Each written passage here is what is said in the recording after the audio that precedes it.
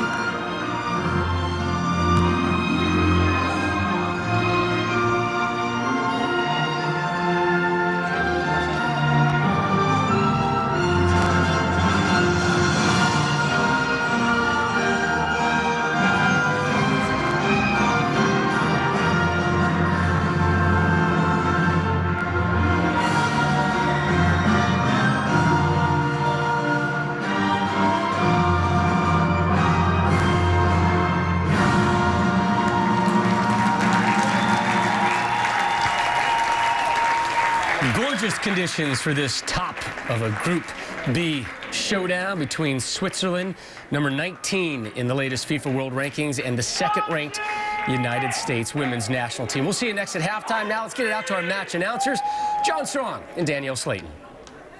Well, Rob, based on the other results we've seen today at the Algarve Cup, the U.S. with the inside track to face off against France in the final next week. That is if they can take care of business today against Switzerland, a team who they're facing off against for just the second time in their history.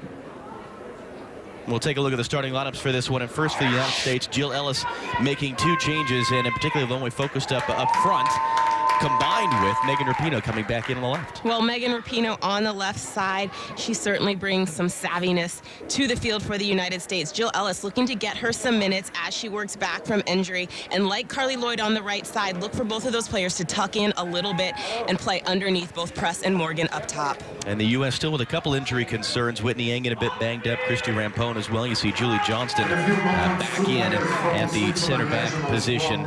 And Sydney Leroux and Megan Klingenberg were the other 2 question marks. Leroux's on the bench, Klingenberg is available. For Switzerland, they have a couple of changes coming in today, in particular the one, Ramona Bachmann, who was held out for an undisclosed injury in the match against Iceland on Wednesday. She's back in the starting line. Well, she certainly adds some depth to the attack for Switzerland. And playing next to Lara Dickenman. Dickenman is very technically clean. She strikes the ball well and had 2 goals in their first match over Iceland. I mentioned that Switzerland, this is their first major tournament ever. They've never qualified for a World Cup, an Olympics, or a European Championship, but they stormed their way through their World Cup qualifying group.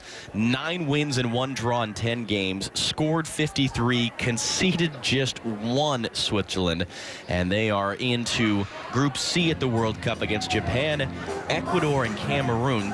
Those 3 teams, Ecuador, Cameroon, and Switzerland, all in their first World Cup, and there is actually a possibility that if the Swiss were to be runners-up in that Group C and the U.S. wins their Group D, well, this could be a preview of a World Cup quarterfinal. A lot has to happen between now and then. And we talked to you a little bit about, from an offensive standpoint for the U.S., what we expect. How do we expect Switzerland to play? We asked Jill Ellis about this, and she was sort of non-committal early in the week. What do you expect to be the big challenge the Swiss will pose? Well, the Swiss are coached by Martina Voss-Tecklenburg, and they are very traditional. They play a classic 4-4-2 formation, but they interchange a lot. And we could see Dickenman and Bachmann up top, but we could also see them in the midfield, out wide. So there's going to be a lot of changes that the defense of the United States is going to have to manage. Communication is going to be absolutely key for that back line. And you saw there just on the left, Martina Voss-Tecklenburg played in 3 World Cups for Germany, now is the coach of Switzerland. Christina Deutschemann of Romania is our referee. She was the woman in charge of the 2013 European Championship final. Certainly a face we'll see at the World Cup in Canada in June. Now Kristen Press with that feature in the pregame, moving up front alongside Alex Morgan.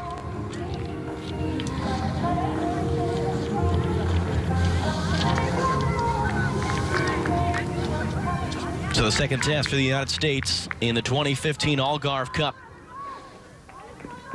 A chance to continue their improvements, continue their preparations for the World Cup in Canada. A little bit of a different look offensively, and it's underway. United States switching to the whites for today's game. Switzerland is in the red. Second ever meeting between these 2 countries. The previous came back in August in Cary, North Carolina. A 4-1 win for the United States on that day, a game that Switzerland coach Martina Voss-Tecklenburg said afterwards her team was naive, thinking they could just come out and play and be open against the U.S. And both these teams were winners on match day 1 of the Algarve Cup on Wednesday. So the winner of this game has the inside track to get to the final next week. Pretty sharp contrast there between sun and shadow, temperature in the 60s and a slight breeze at the Estadio Municipal in Villarreal de Santo Antonio in Portugal, right on the southeast border with Spain. Lauren Holiday now. First chance to clip it wide. A bit too much on that one for Ali Krieger, and it skips out for a Switzerland throw. Immediately, we see the outside backs getting forward like Jill Ellis is expecting from both Krieger and Klingenberg on the left. Noelle Maritz, who was originally born in Newport Beach, California, at left back for Switzerland today. She took that throw and immediately has her jump back on. Well, that's interesting late change, it appears, there for Switzerland. You saw the number 19, Asiosa Aibogun, out there on the field, and she was not originally listed in the starting 11. As Alex Morgan controls that, and now Holiday.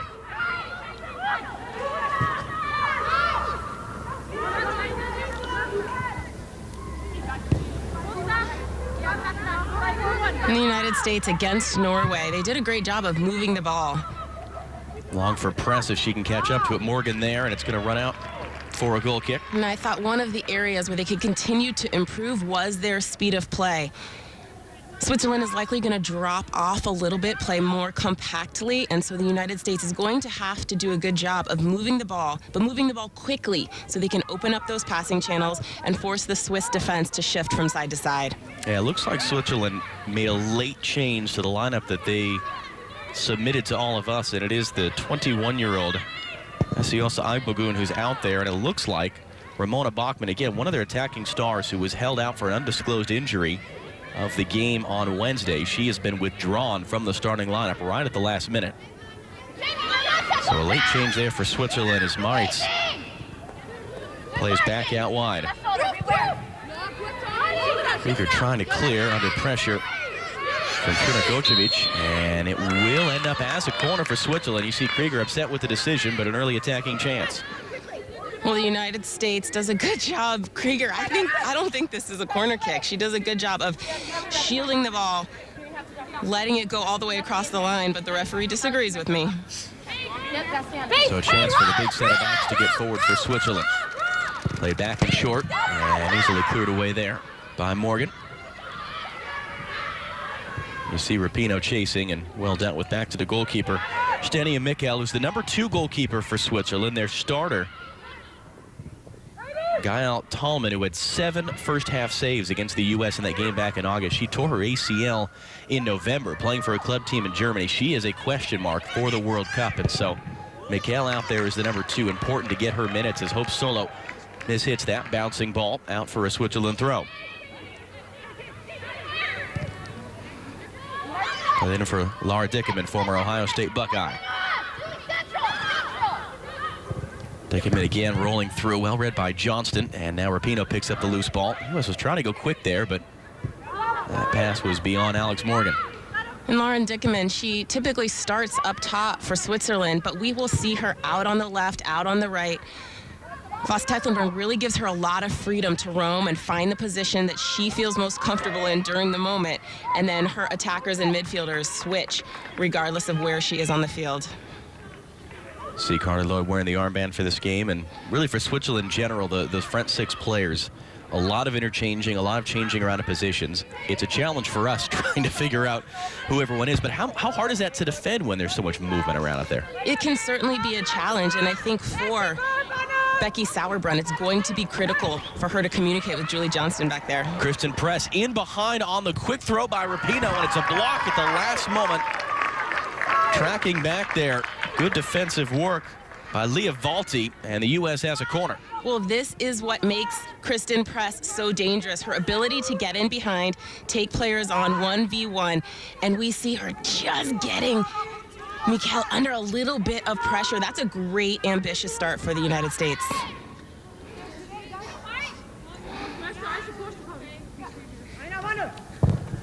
Holiday sends in the corner, deep to the back post. Knotted back down in front. Press attempt with the volley is blocked.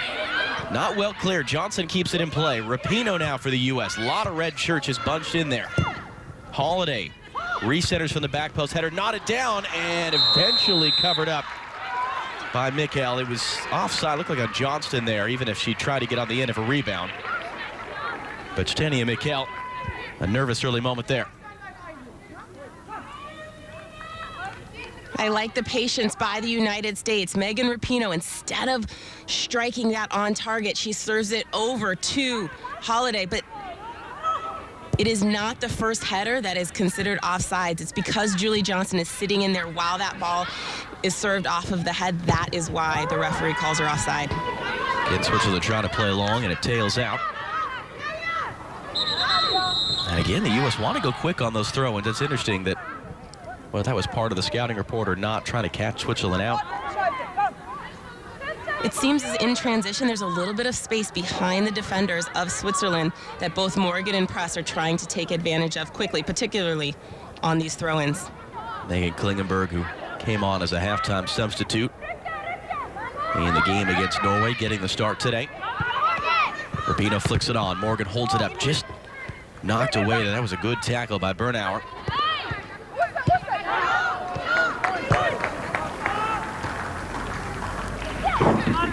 Yeah, that's an example that we're talking about the interchanging positions of Leah Valti, who's dropping deep almost as three center backs there. Valti, who's a center midfielder naturally. So already we see a little bit of this adjustment and this morphing of how Switzerland wants to play this game. And that's the development of Switzerland. They are a new team to the World Cup, first time ever in 2015. And Voss Tecklenburg talks about how she has some very professional, experienced players on her side, but she also has some younger players who are growing and learning. So I think part of this interchange is getting them experience in different positions and really finding what's going to click for them come June in Canada. Valti, again, is one of the players who plays overseas, and they have a couple players in Germany and France and in Switzerland, really living a professional soccer lifestyle as opposed to the players in the Swiss league, where it is much more of a part-time enterprise. And that flag is up for offside on Chernogocevic. And you see Ana Maria Chernogocevic of Croatian heritage, 9 goals in 9 World Cup qualifying matches, including a hat trick against Malta in the last game of European World Cup qualifying. This is a huge test for Switzerland. They weren't really challenged a ton during qualifications, so this tournament here at the Algarve is going to prove very useful to them in preparation for the World Cup in June. Yeah, Iceland and Denmark, the two toughest opponents Switzerland had in their qualifying group.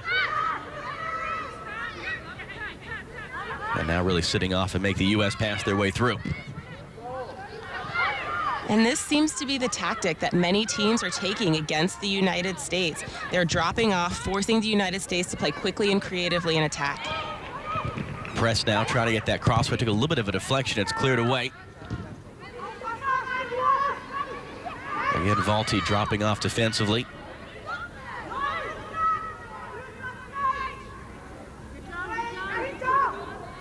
Krieger will take her time on this throw.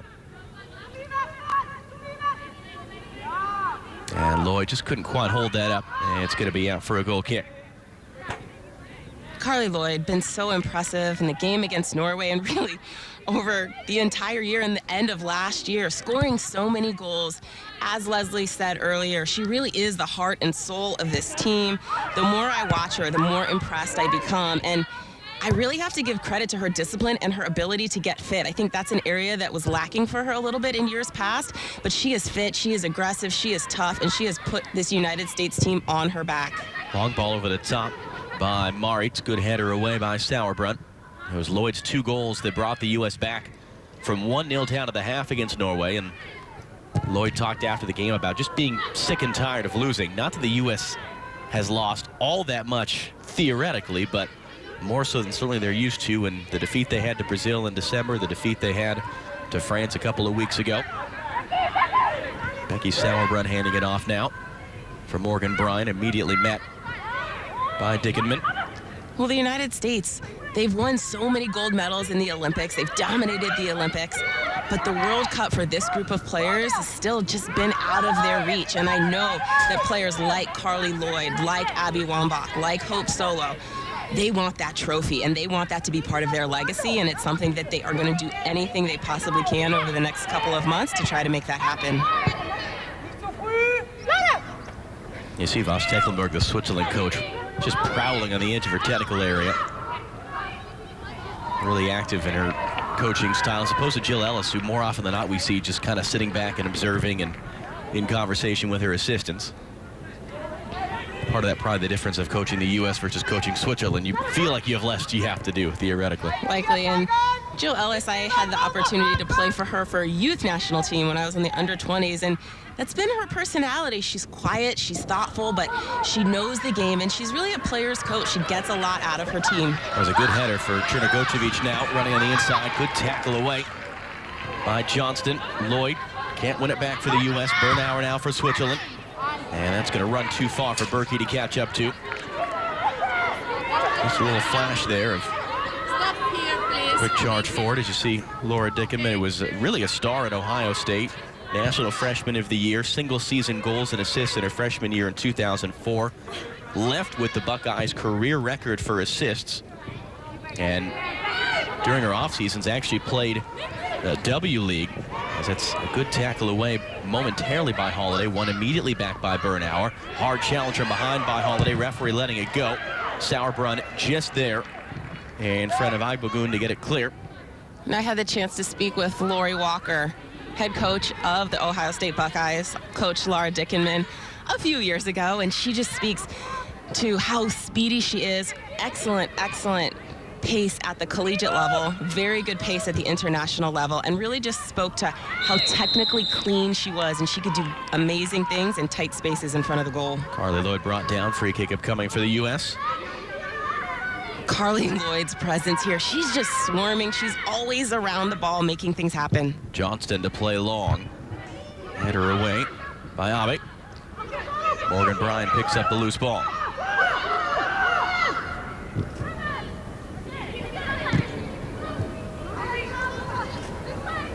Change the point here as you see all of those red jerseys on the top of your screen. If the United States can shift that ball quickly to that left side, I think there'll be some space to play in.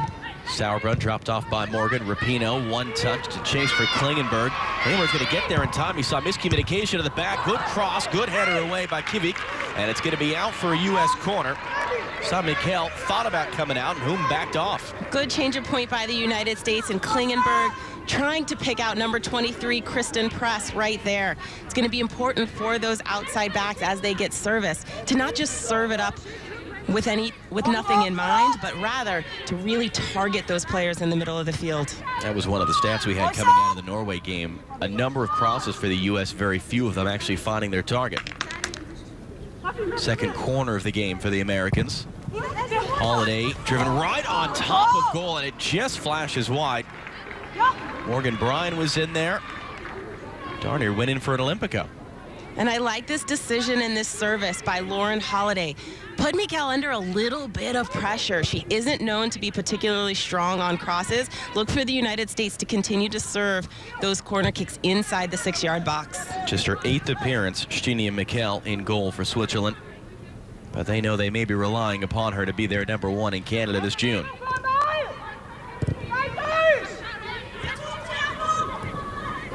Arlene Abe, the captain, who had her 100th appearance for the national team in the game against Iceland on Wednesday. Good work there by Bryan to come and intercept the pass and win a free kick.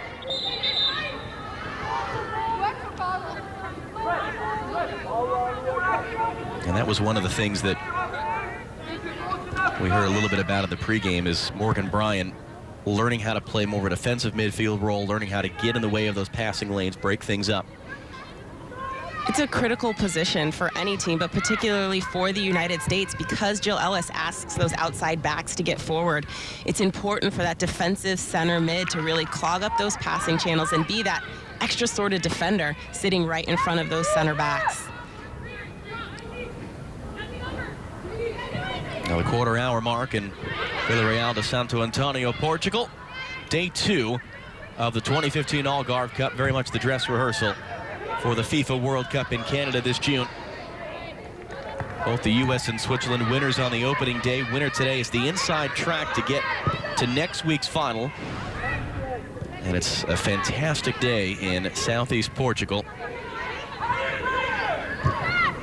And it's 3 groups of 4 teams of the Algarve Cup, and the 2 best group winners get into the final. If the U.S. were to win this game today, it would be the U.S. and France with the best chance going into the final day of group play coming up on Monday. And Jill Ellis talked about the fact that this is one of the goals they have for this tournament. They want to get into that championship game, get maximum points, manage their goal differential, because that final game is a real opportunity to play against what's likely to be another top 5 team in the world. Great game preparation for the World Cup.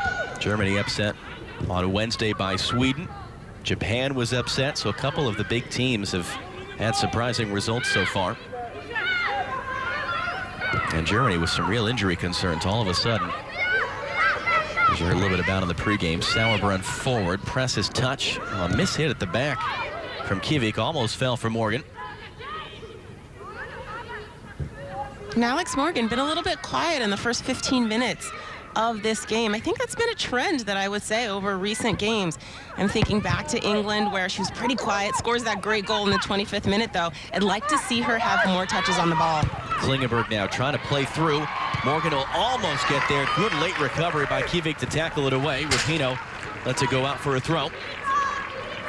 And this is exactly what Alex Morgan needs to continue to do. Find those times when she can try to get in behind, but also look to find the ball to feet, gain some confidence as well in front of those defenders. Klingenberg now off the throw. Morgan battling the sun. Rapinoe flags up for offside. Well, Megan Rapinoe, her first start since mid-December, had the knee injury in the January camp. And just straying a little bit in behind here. Just offside right there. Has to pull away a little bit more, but I like the wrinkle that Megan Rapinoe adds to this attack. Her service on the left side is quality consistently, but as Leslie mentioned, sometimes she can be inconsistent. When she's on, she's fantastic, she's dynamic, she adds that technical flair, but it's tough when she's maybe not playing as well, and so I think that's why it's important to get her some minutes, work her back into the United States lineup. And that becomes one of the lineup question marks, is 2 of the 3 of Lloyd, Press, and Rapinoe for those wide positions. Long ball will find Megan Klingenberg. Great one forward. Great ball by Holiday. Klingenberg's cross. Header is going to loop up and out from Carly Lloyd. But the U.S. immediately on top of Switzerland. Megan Klingenberg using every inch of this 120 yards. And Carly Lloyd, she just gets in a hair early. If she could have held off just a little bit more, I think she would have been able to run onto that ball. But great to get on the end of that. Dangerous opportunity. I like that look from the United States. And Rapinoe then blocks the long ball and holds it in.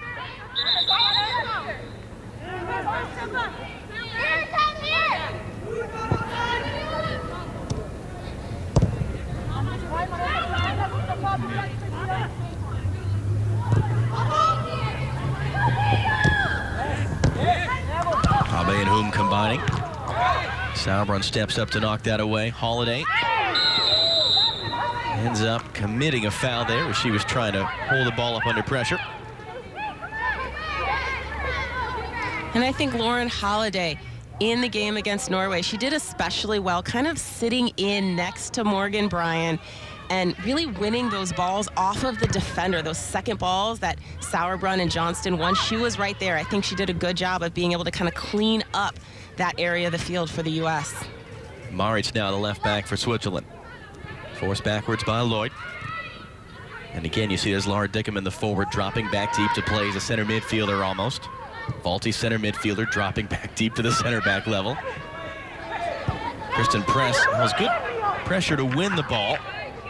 Almost gave it away. Holiday had to recover to that, and they're going to pull it back for a foul. You saw Holiday just got kicked and was able to keep her feet, but eventually the whistle goes. And Holiday is able to pick up those balls because Kristen Press does such a good job of making it predictable. Lauren Holiday knows exactly where the ball is going to go, so she can put herself in that position and really clog that passing channel to the Swiss forward or midfielder they're looking to try to find.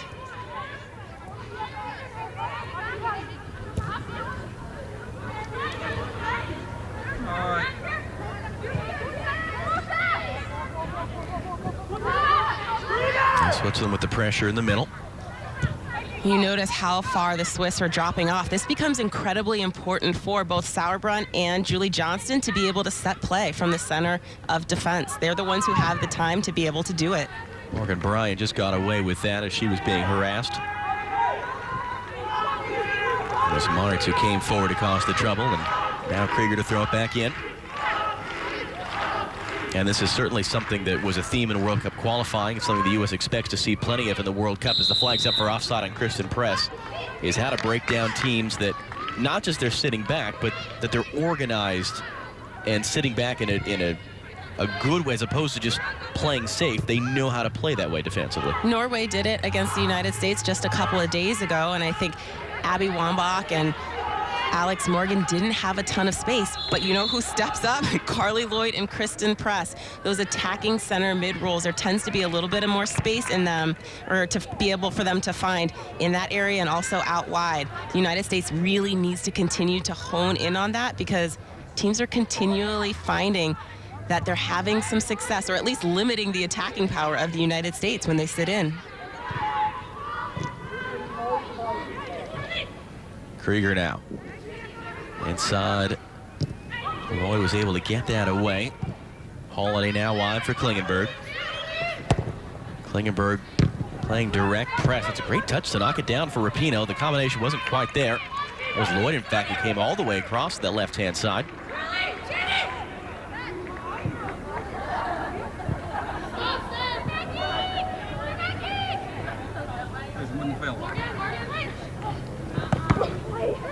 Rapinoe trying to poke that away.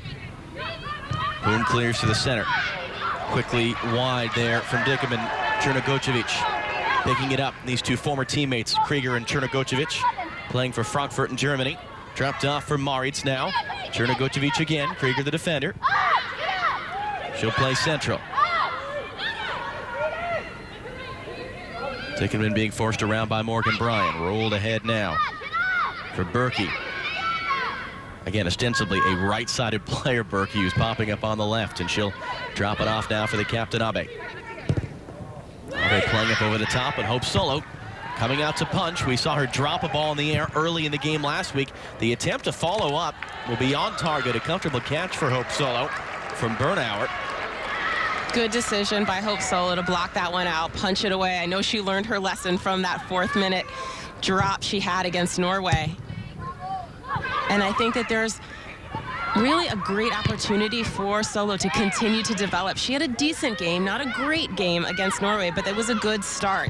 She needs to continue to kind of get this confidence. She's critical to the success of the United States this summer. 3 saves in total for Solo on Wednesday, including that big one early in the second half when the U.S. was already 1-0 down. Saved a shot on the doorstep, and just a few minutes later, the U.S. came down the field and tied the game.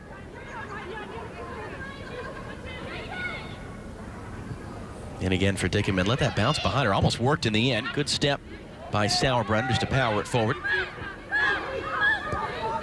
And we mentioned Chernogocevic and Krieger having been former teammates. Well, Laura Dickerman has had 2 different connections. She actually played with Jersey Sky Blue in W League during one of her off seasons at Ohio State with Tobin Heath.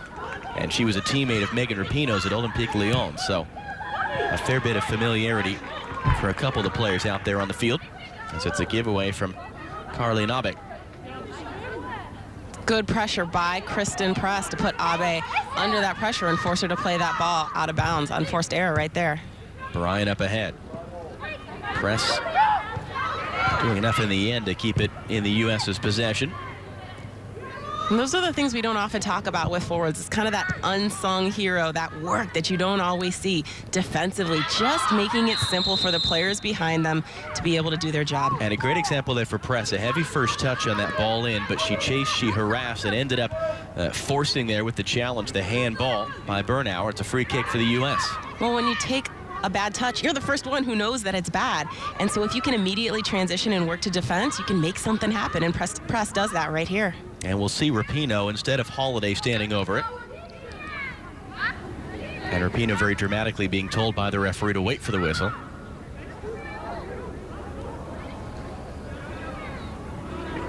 Trying to get the spray can to work. And I think Rapinoe's point is, I kind of know where this should be taken from. You probably don't need to worry about it at this point. She's like, I got it.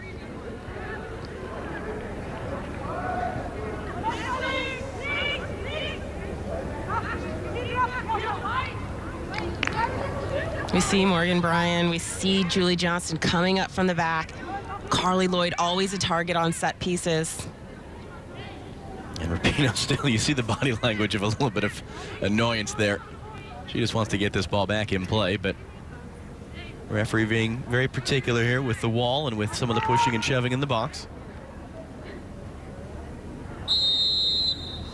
Finally ready. Rapinoe drives it in, and good catch by Mikkel and all the traffic. Julie Johnston closest to a redirection there. And this is a tricky ball to save because it bounces right before Mikkel could get it. It looked like Julie Johnston was just a hair late, but I like this decision because a ball like that can take a deflection. It doesn't necessarily just have to be won by a U.S. player in order to go in the back of the net. Krieger under hit there to find Press. Moritz is weaving her way through the middle, forced backwards. Well, Switzerland has shown us that they certainly have the ability to combine, to play, and to possess. The question I have is, can they do that right in front of the U.S. defenders? Can they do that in front of goal and then create a scoring opportunity from it?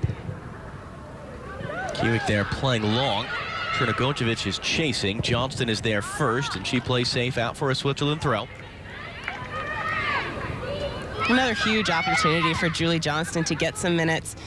I think the fact that she's playing again really shows Jill Ellis has confidence in her. It was good work by Rapinoe to win the ball, but too much trying to play forward as both Press and Morgan were running on.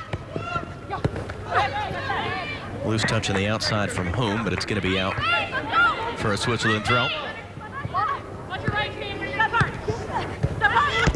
Burnell holds it up. Hume lobs it over the top. Only Johnston's there. Good touch there by Valti to bring it down. Now Hume again. Trying to play for Agbogun. Knocked away.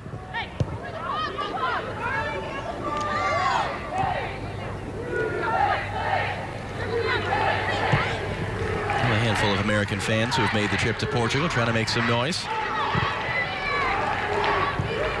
U.S. knows they'll be very well supported at the World Cup in Canada.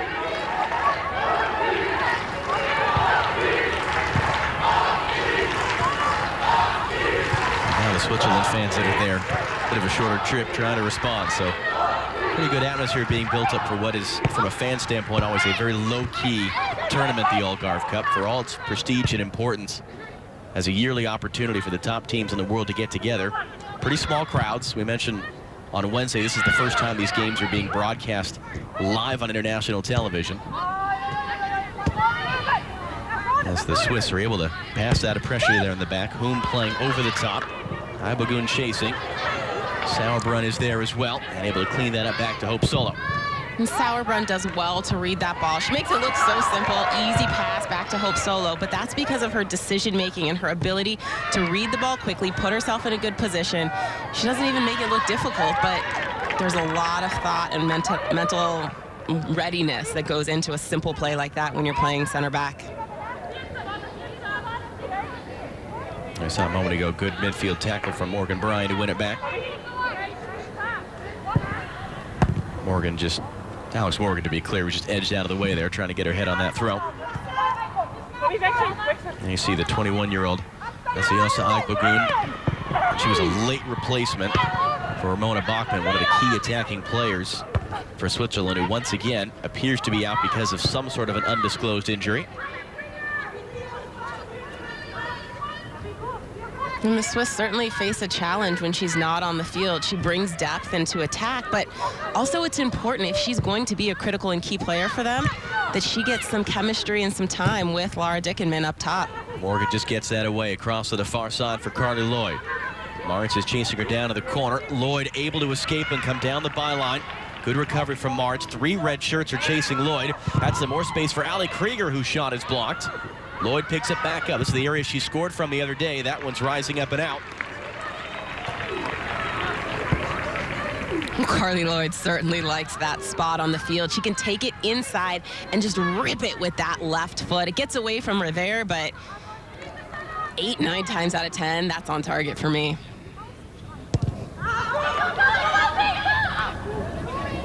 Now past the half-hour mark. And again, 2 teams spaced very far apart in FIFA's world rankings. The U.S. perennial World Cup contender, Switzerland ready for their first tournament, and yet 0-0 through this point.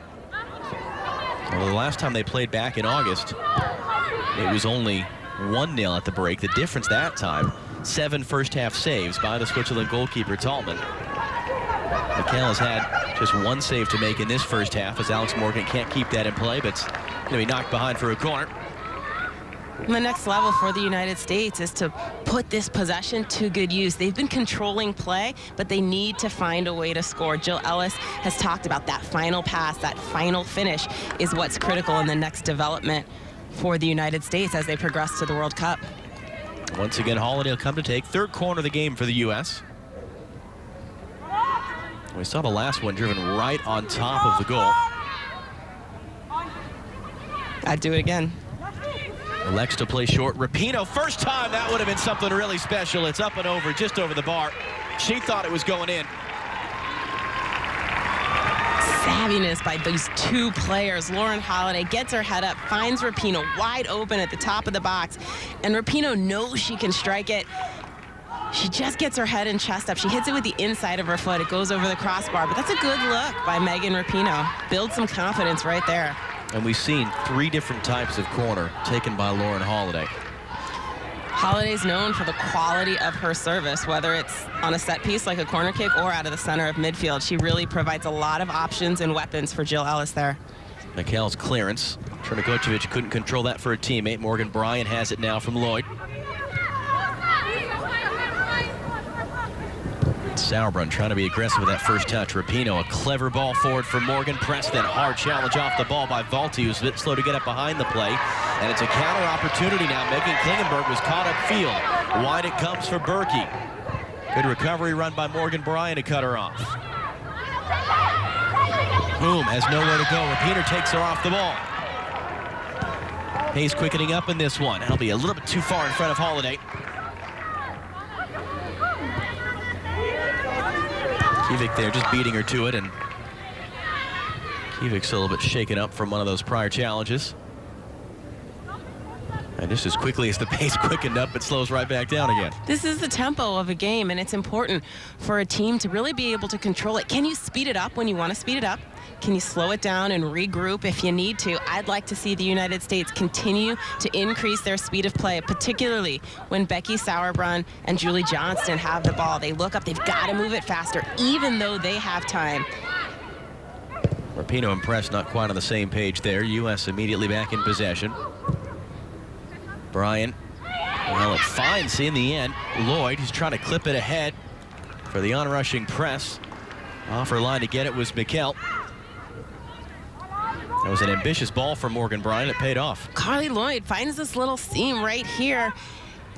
Almost there. She's looking for Megan Rapinoe, I think, out on the left as Kristen Press is running onto it as well. But that's the space. If they can play make in that space and find those runners in behind the defenders of Switzerland, they're going to have some success. Klingenberg wins the header. Dickerman wins the second ball. Whom trying to carry forward. Becky Sauerbrunn does really well there to evade the challenge and control it. Rapinoe up into the channel. Kristen Press not going to give chase to that one.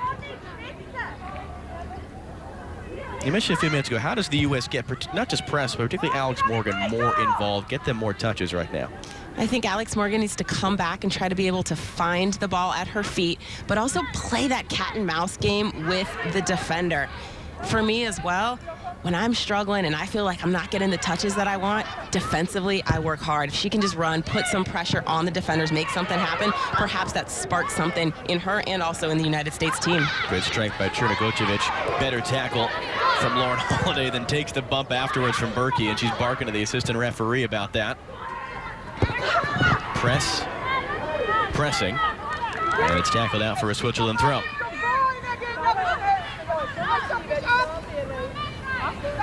This is the energy that I want to continue to see out of Press, but also from Alex Morgan. Those are the kind of things that tend to get you a little bit more fired up. If you foul them, you're not trying to, but, you know, it kind of gives you that extra spark. And if you do it in a place that's not dangerous on the field, I think that's something that can really energize your teammates.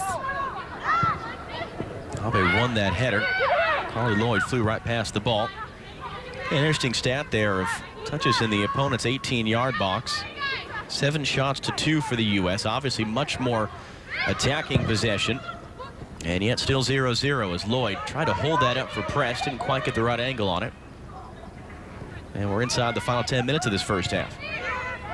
And this becomes the question, can the United States find a way to creatively break down teams inside the 18-yard box and in that attacking third? There have certainly been moments of brilliance. Carly Lloyd stepping up in the Norway games, Kristen Press doing her thing, but can they combine? Can they make this little combination play and really string together a few passes and then get an opportunity from it? That's a great passing combination as Klingenberg won the ball. Alex Morgan driving into the box. Her cross is blocked, and Valti able to keep that in play and prevent the corner. Berkey being pressured. The U.S. really pressing high up the field right now. And both Klingenberg into the lineup for the United States on the left and Megan Rapinoe have really provided some success, particularly out wide on that left flank for the U.S.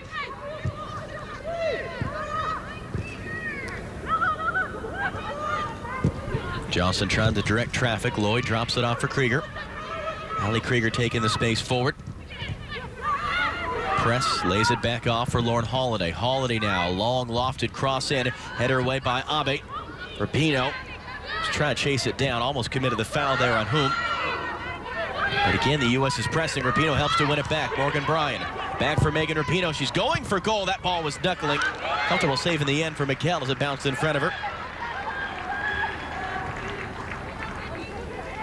But the U.S. really trying to squeeze Switzerland right now, trying to find this opening goal. Chernigocevic laying it off. Good little dummy there by Dickerman. Now over the top for Berkey to chase. Klingenberg's header is away.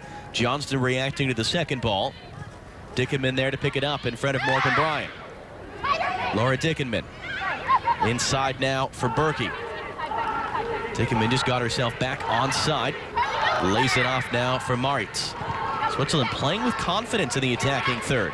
Maritz, the left back, cross block, Switzerland corner, second of the game. Clever little combination play by Switzerland, and Dickerman continuing to come into the midfield. I think because the Switzerland is sitting off a little bit, she wants to touch the ball. She's a key player for them. And where is the ball? It's not often up in that front line. So she's drifting back into the midfield, and Voss Tecklenburg has really given her the freedom to be able to do so. Laura Dickerman now on her 96th appearance for Switzerland. Led them in goals and assists in World Cup qualifying, and just before she can take it, referee spotting something she wanted to sort out. And Hope Solo doesn't seem terribly impressed with Christina Toțuman, the Romanian referee. Watch 5, Pino, beware. Top the box. And you saw or heard there, Solo just calling out for Rapinoe to be aware for sling top of the box. It's sent right on top of Solo. That's a good punch to the top of the box. Malta looking to reset. Abe not on the same page, and the U.S. now a chance to flood numbers forward if they can go quick enough. Lloyd playing for the long switch. Malta ridding that the whole way for press. Rapinoe can't get to the second ball in time. You were calling that pass out the whole time, though, Danielle. I like that look by Carly Lloyd. Doesn't quite hit it enough, but that's the vision and the quickness that you have to play with when you're transitioning and countering on a corner defensively.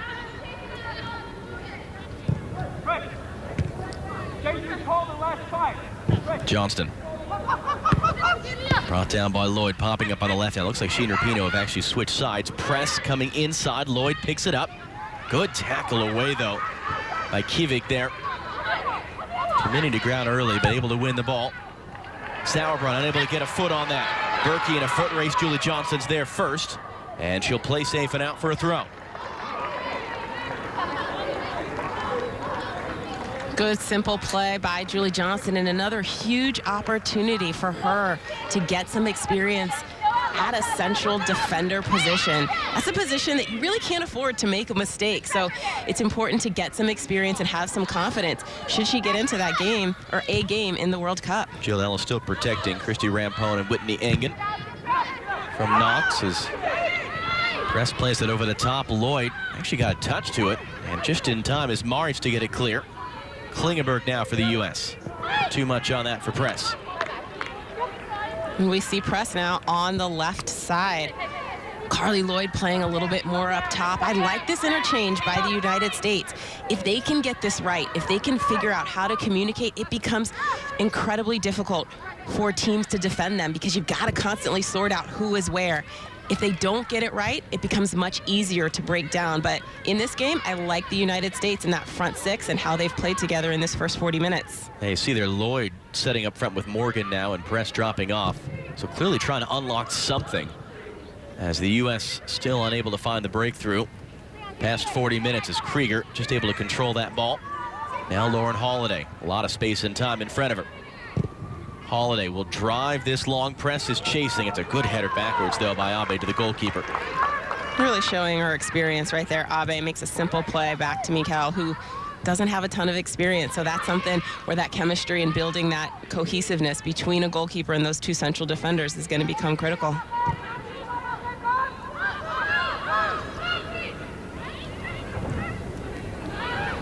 Well, that was good pressure by Lloyd to force an errant pass and a U.S. throw. Rapinoe wants to go quick. Drops it in for Holiday. Again, a lot of space for Lauren Holiday to pick out a pass. Elects to go wide. Rapinoe, her first time cross, knocked down by Valti. Player down, looked like that was Lloyd, who got bumped off the ball, set back in and wide.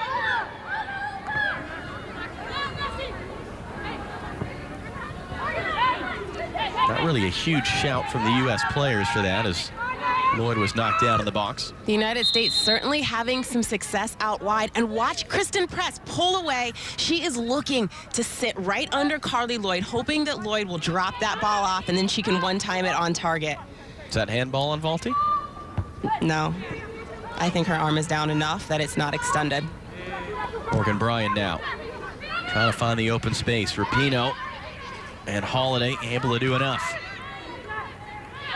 Well, this was the moment of the game on Wednesday, the U.S. having been in control. A quick counter for Norway, and they took a 1-0 lead into the break. And when you have a team that's sitting in and that hasn't had too many opportunities, sometimes it's easy to get lulled to sleep. I think that maybe happened against Norway. It's going to be important for the United States to maintain this focus. They're playing pretty well. They're possessing the ball. They're getting it out wide. The outside backs are getting forward. But again, they haven't been able to convert and really get a quality goal-scoring opportunity. Good tackle by Whom there to win the loose ball in the middle. Bogoon has really been starved of much opportunity on the ball. Was involved there for a moment as Abe goes back to Mikhail, the goalkeeper.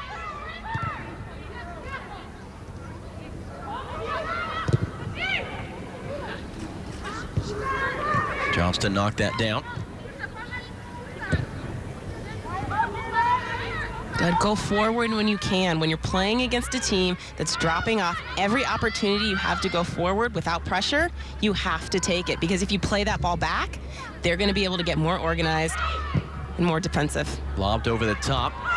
That's Lloyd chasing, and that's going to be dangerous play against Carly Lloyd. And Carly and Abe, the center back, down her. You see Lloyd trying to plead her case to not get a yellow card for that.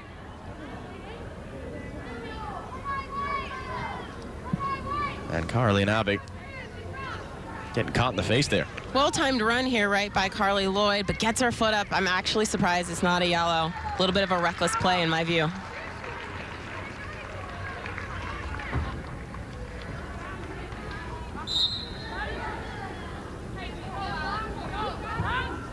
Abe back to her feet now again, just past 100 appearances. Dating back to February of 2006, she has been a mainstay for Switzerland. And just made the move this season to Bayern Munich's women's team. Vanessa Berkey, her teammate for Bayern and for Switzerland. Here's Megan Rapinoe now for the U.S. Rapinoe laying it off. It's Krieger coming forward. Krieger, first time driven ball in all the way through. Carly Lloyd in the back post couldn't quite catch up to it. Good look by Ali Krieger right here. I like the decision to serve that ball early. She thinks she can just whip it in behind the back line of Switzerland, but make Mikkel have to make a decision about whether or not she wants to come out. We'll see how much stoppage time is left on the watch of the referee. And in fact, none. Are you surprised that this is 0-0? I think the United States has dominated. I think they've had their chances, but I don't think that they've been as sharp as they need to be in the final third. Defensively, I think they've done a good job, and Switzerland really hasn't challenged Hope Solo too much at all. We'll get the thoughts of Rob, Angela, and Leslie coming up next. 45 minutes down, 45 to go from Portugal on day 2 of the 2015 Algarve Cup. United States 0, Switzerland 0.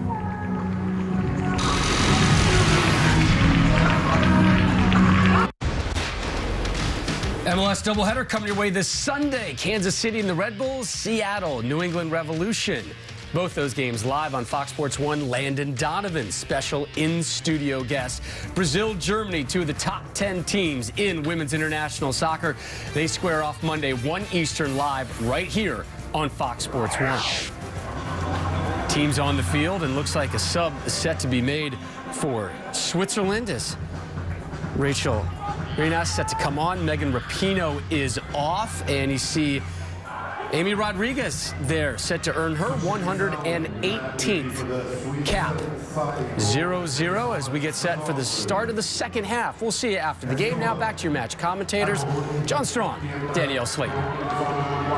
As advertised, Amy Rodriguez coming on. Megan Rapinoe withdrawn. Does that surprise you? A little bit. I think that Megan Rapinoe has had a fantastic match, but she's still working in. She's coming back off that knee injury, so Jill Ellis likely playing it safe, making sure that she's got some minutes under her belt, but isn't taxing herself and is not continuing to kind of overdo it so early.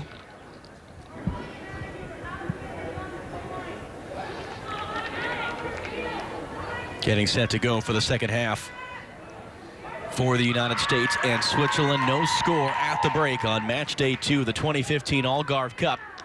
It was 1-0 for the U.S. against Switzerland back in August. In their previous meeting, it finished 4-1. That was cited as a fitness issue by Switzerland's coach, so maybe a test, among other things, of how far they have progressed in that way in the months since.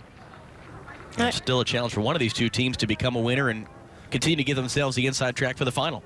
And I got to say, I'm a little bit surprised that we're seeing Amy Rodriguez as the first sub off the bench. I would have thought maybe we'd see Abby Wambach or Sydney Leroux.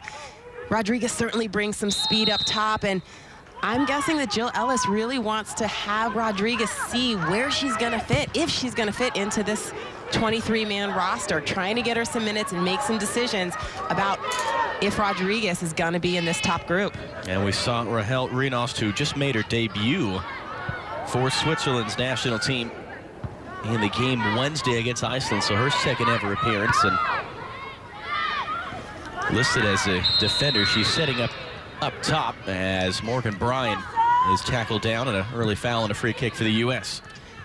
Morgan Bryan was a little bit quiet for me in the first half. I'd like to see her continue to play penetrating balls forward. She did a good job of maintaining possession for her team, but her balls weren't very risky and didn't look forward to the forwards or the outside midfielders out wide. Lauren Holiday this time. We saw Megan Rapinoe on a couple of these set pieces from the middle in the first half. And Holiday drops it, a really dangerous ball, knocked down. Rodriguez got the shot away, couldn't quite control that down off the chest. It got behind her a little bit, and the chance goes begging for the Americans.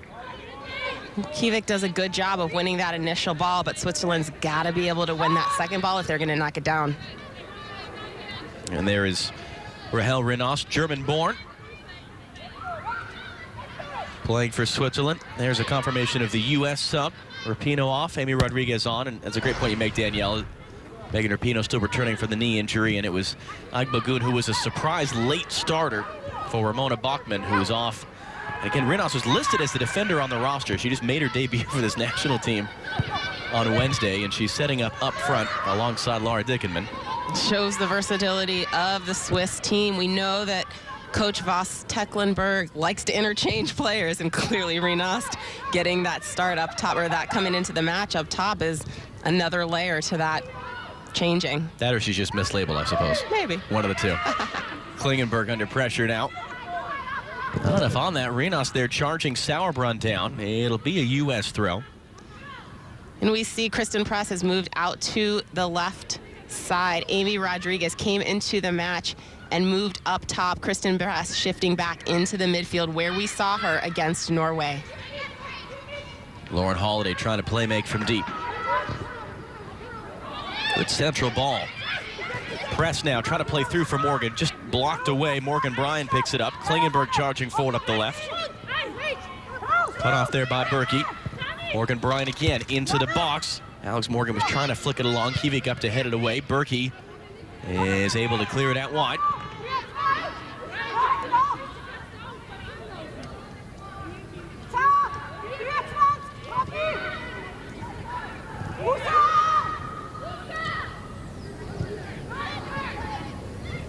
Holiday lobbing it forward. Lloyd able to get the header to it, too far in front of Rodriguez. Up ahead for Rinost, the halftime sub. That gives it straight away. Julie Johnston playing long and direct. That's knocked away before Rodriguez could get to it. Rinost wins the header in front of Johnston. Lloyd in a battle. Able to keep it there on Maritz. Carly Lloyd again, dumped to the turf, wants a foul. They're not going to get it, told to get it by the referee, who says it was cleanly won, that tackle.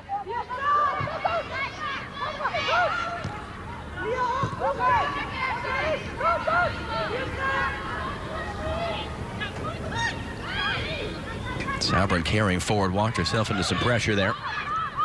Again, a lot of options available for the U.S. Those are primarily defensive options at first. That's going to be offside on press on the left.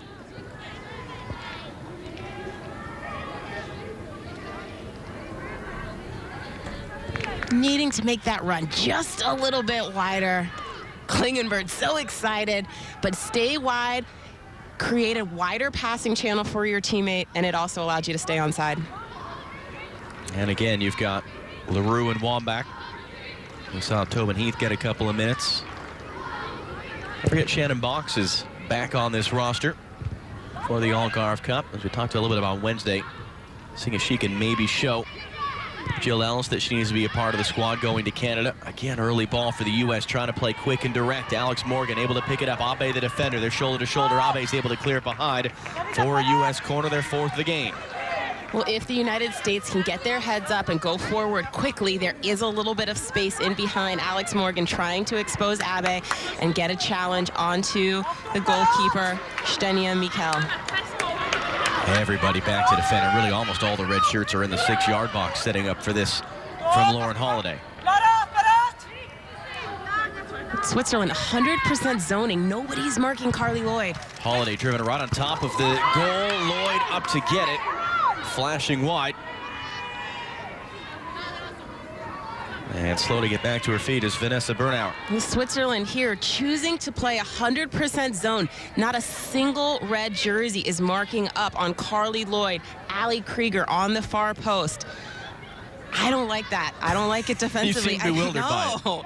Because those attackers have the ability to run and get full speed, go wherever they want. And when you're standing still, it's so difficult to be able to go up and try to win that ball against someone who's running onto it. So why would they play that style then? I think they just try to clog up the midfield, and they're saying, hey, look, we've got some players who can battle in the air.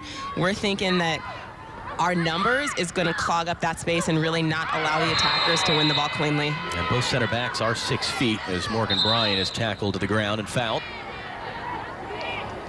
Trinakocevic there.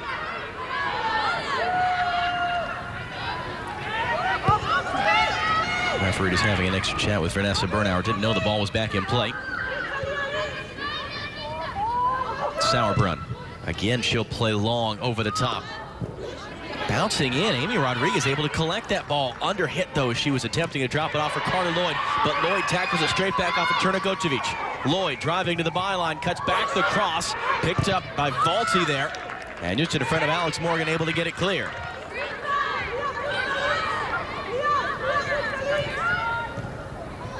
Rodriguez drops off for Bryan.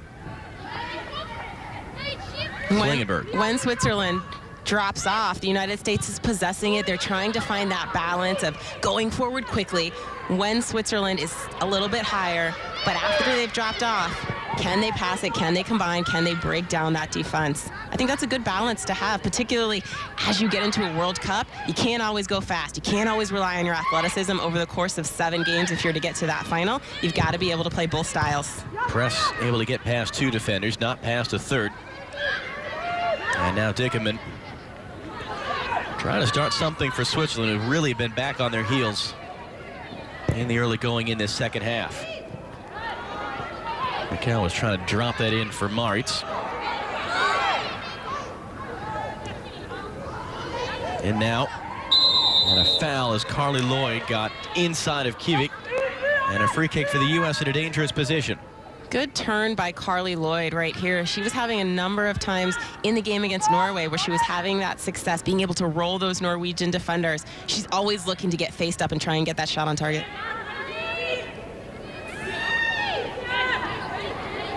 Look at this first touch. She uses her body so well and just tries to roll Kivik. She does, earning the foul. Holiday is over it. We saw Rapinoe from a little bit further out just drive a ball straight at goal and see if she could get a redirection on it. We'll see what Holiday elects to do. Ali Krieger finally spotted now, and Moritz will trot over to marker.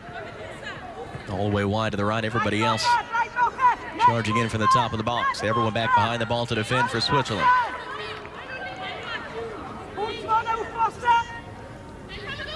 And Holiday with a pretty big run up to this. Holiday dropping it right in front of the goal. Alex Morgan, completely unmarked, redirects that in. Well, they made that look easy in the end. Finally, the breakthrough for the U.S. 9 minutes into the second half, it's 1-0.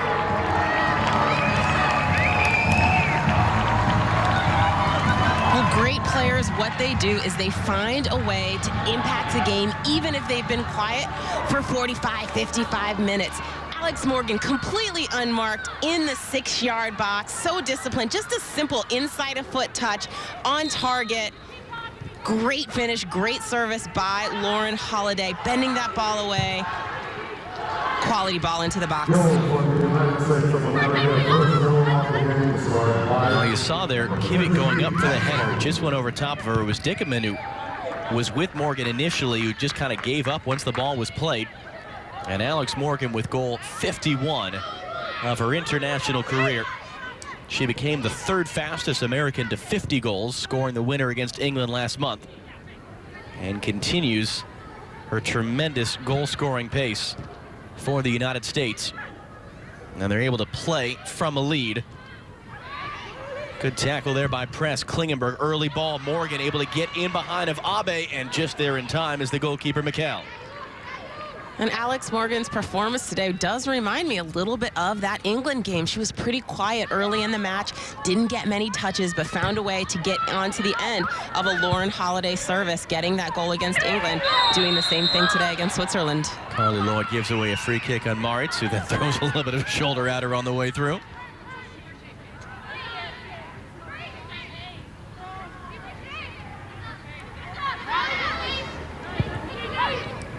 Back in play. Dickerman just able to pick that up in front of Alex Morgan. A switch to the right. Whom is there. Running at Klingenberg. Those two battling all the way. Press steps in right at the last minute and wins the ball back. For Morgan Bryant. And Rodriguez has it tackled away. She thought she was either fouled or that it was last off the Swiss player. Well, we'll see for the U.S. now, Danielle. Can they use that as they did in the game in North Carolina and just kind of run away with this in the second half? Or do they have to play it tight like happened Wednesday against Norway? Well, Switzerland, I believe, is a team that certainly gained some confidence from World Cup qualifying. They're a team that's improved over the last 8-9 months. But that's the question. Can the United States continue to improve as well? Can they kind of go for the jugular, if you will, and really find a way to score goals? That's the area that I'd like to see them continue to improve in. Chance for Switzerland to run. It's going to come for Chernigocevic. Got it caught in the spoke as she was trying to back heel for Moritz, and what looked promising for a moment there ends up petering out for a goal kick. This is good focus by the United States. Julie Johnson playing solidly in the center of the defense. When you go up, when you score a goal, can you stay focused defensively? Martina Moser will come on. She, like Abe, made her 100th appearance for Switzerland in the match against Iceland. And it's Kivik, the center back, who's come off. So we'll see how everyone slides around into this. Moser plays for Hoffenheim in Germany. Alex Morgan evades the challenge there of Moritz and is able to keep it. And we'll see likely Valti move to the back, playing next to Abe, and Moser coming into the center of defense. Essentially, it looks like Bernauer's dropping off there as well. Yeah. And part, I mean, we talked about as well, it's a lot of this is figuring things out as you go. There you see Alex Morgan and Carly Lloyd, now each with 12 goals in their Algarve Cup careers. Christine Lilly, by the way, 13 goals, second most ever. Lloyd, that was a good setup and a bad miss hit, and you saw her kind of roll her eyes, but it turns into a pass for Klingenberg. Now Press able to turn and keep it momentarily. Again, a poor clearance. Chernigocevic, and cleared by Bernauer. But saying before, I think for Switzerland, as they're still figuring out some of their substitution rotations. We talked about that for the U.S. Johnston now bashing it up over the top, appeals for offside, and the flag is indeed up on Alex Morgan. And I do have a little bit of a question. We don't see Abby Wambach starting in this game. So what is Jill Ellis thinking? What's that subbing rotation going to be like? Is Abby Wambach going to be somebody who comes off of the bench? Is it going to be Sydney Leroux? What does that attack look like? Take a look at this service right here by Lauren Holiday. Perfectly placed. Mikkel has no chance to come off of her line. Simple finish to the far post by Alex Morgan. And what a way to take a positive touch, making that impact for your team when you haven't really gotten quite the touches that you'd like to have had in that first 45. Chance for a long throw for Switzerland. Rahel Rienost into the box. Only Morgan Bryan is there. Header right back central. Dickerman picks it up. Able to go on. Hume met by Klingenberg. Hume trying to drive to the byline now. Sliding in. Dickerman's effort. Great save. Hope Solo. What a hit from Laura Dickerman. And Hope Solo, who's had barely anything to do today, coming up huge. In the Norway game, when the United States was down 1-0, she keeps her team in the match and comes up with a big save. Dickerman does a fantastic job of striking that on target. Switzerland trying to hold that in. Maritz couldn't keep it in play. And quickly back in. Amy Rodriguez completely by herself, had to wait for that ball. Maritz now got a good grip on the arm. Rodriguez wants the foul. Referee not going to give it to her. And Switzerland again carrying forward. Dickerman just got that away from Krieger's pressure. Johnston picks it up.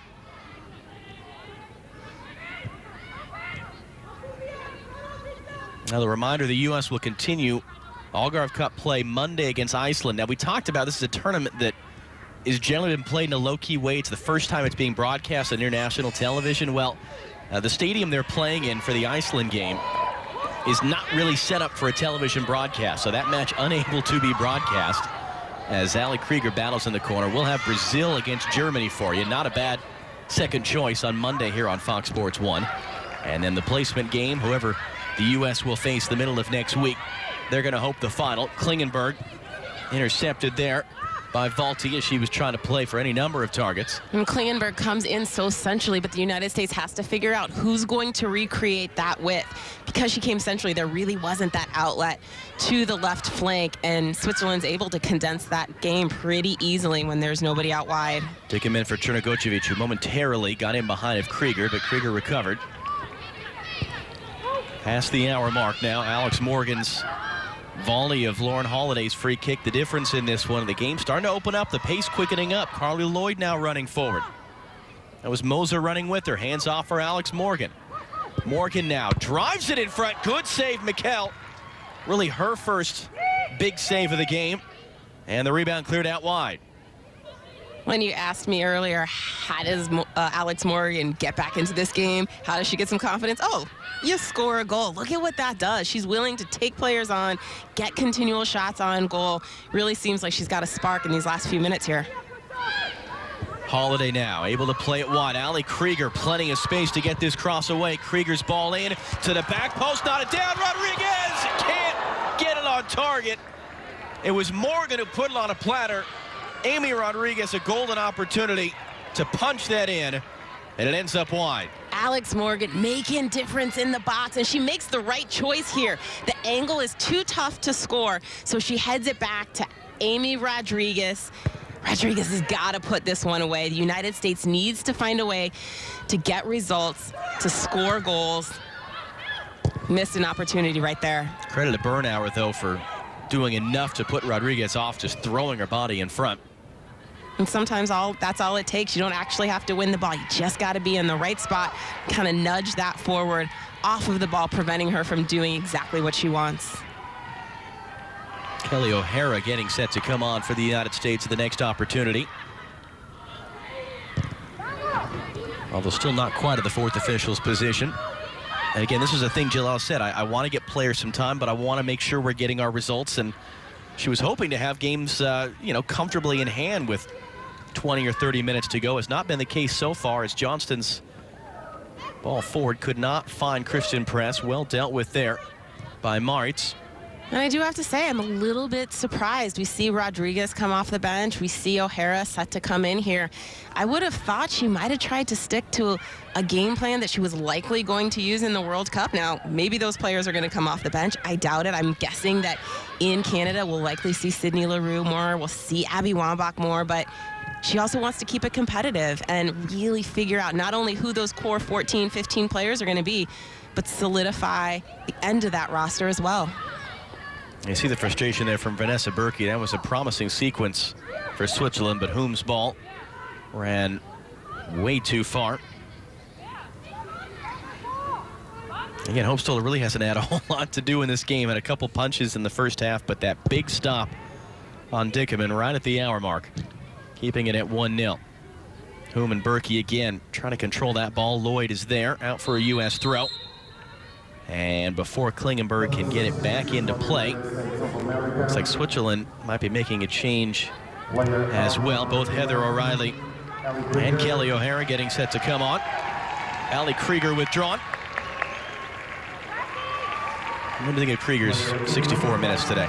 Good, solid attacking on that right flank. I want to see her continue to develop a nuance to her services in the box. Can she serve it early? Can she get all the way to the end line? But great fitness, good willingness to get forward and be involved in the attack. Morgan Bryan coming off for Heather O'Reilly. For O'Reilly, it'll be appearance 216 of her career. And she's a player we were talking about even after the game Wednesday.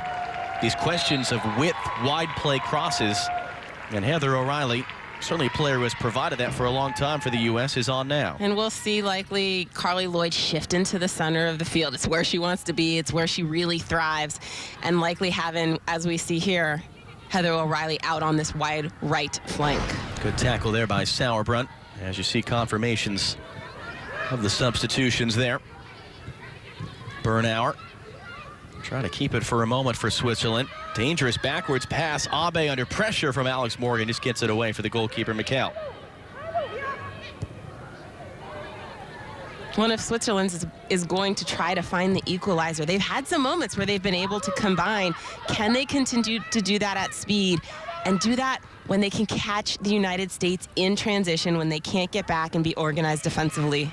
Are you surprised at all the confidence they seem to be playing with, but the fact they've been able to keep it at a competitive 1-0, especially based on that game back in August? I'm not surprised. I think that they have had some opportunities in World Cup qualifying to really build that confidence and get those reps under their belt. Voss Tecklenburg talked about they were naive a little bit in the game in Cary, North Carolina back in August, and it's clearly, to me, something that they've developed over this last 9 months. Now, Carly Lloyd is run out of chances there, and she'll be going in the book for a yellow card. First yellow of the tournament for the U.S. as Laura Dickerman here was thrown to the ground. Yellow cards in any 2 games will lead to a 1-game suspension in the Algarve Cup.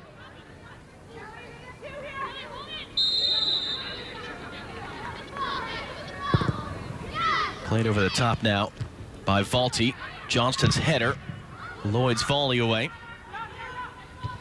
Dickerman couldn't quite control that for herself, although steps in to win it back off of Lloyd's touch. Laura Dickerman now weaving her way around. Dropping it off for Moser. Back out wide, and Moser has it again under pressure. To the top of the box, trying to find Rinas, who was caught there by Johnston. She's feeling the after effects. Klingenberg gets it clear to midfield. Switzerland able to keep it in. Well, it's going to be given as a free kick. It was interesting there. It looked like Hume may have just lost her footing as she tried to turn on press, but a dangerous set-piece chance now for Switzerland. Fabienne Hume playing right back for Switzerland, but an attacking personality. She can also play that right mid position. Certainly involved in the width up that right flank for Switzerland. Big chance here. You see the number 4, Rinas, just trying to peel off on the near side. Klingenberg is shadowing her. Driven into the box. There's a huge crash of bodies there as the U.S. gets it clear. And McHale forced to come way out of her box to try to restart the sequence.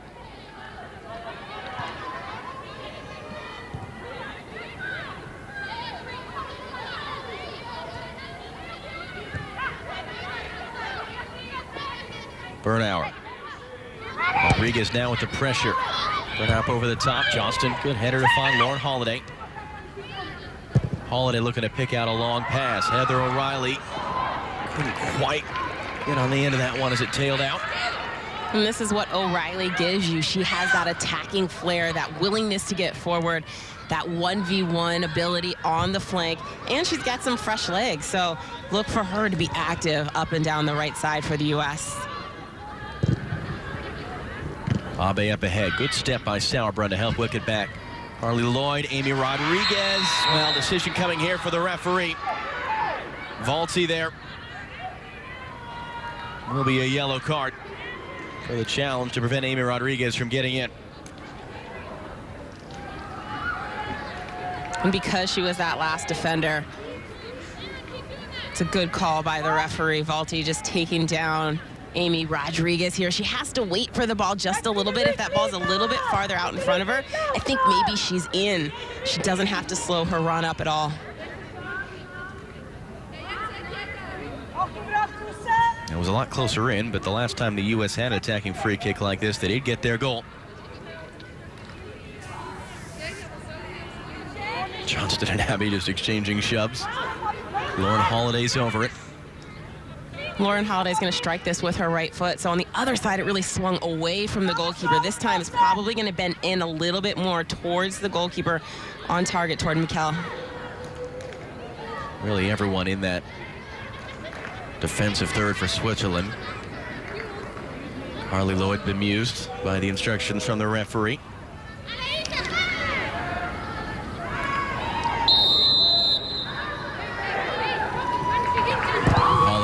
Does drive it into all the traffic, and it's again a good comfortable catch by Mikkel there with all the bodies in front of her. Trying to restart the counter quickly for Dickerman. That was well read the whole way by O'Hara. Able to at least just stop the counter. Johnson mishits that out for a throw. Inside the last 20 minutes now. Day 2 of the Algarve Cup. United States 1-0 up on Switzerland. Alex Morgan's goal in the 54th minute is the difference. As things stand, the U.S. with the win would have the inside track to get to next week's final against France, though would still need a win against Iceland. And again, goal differential relevant, although the U.S. and France are the only two teams that would be able to get to a perfect record after some other surprising results so far. Good work on the outside by Maris to get past O'Reilly. Dickerman now turns inside. Rolls it central. Bernauer's there. Her shot couldn't quite get full contact, and Hope Solo just slides across to swallow it up.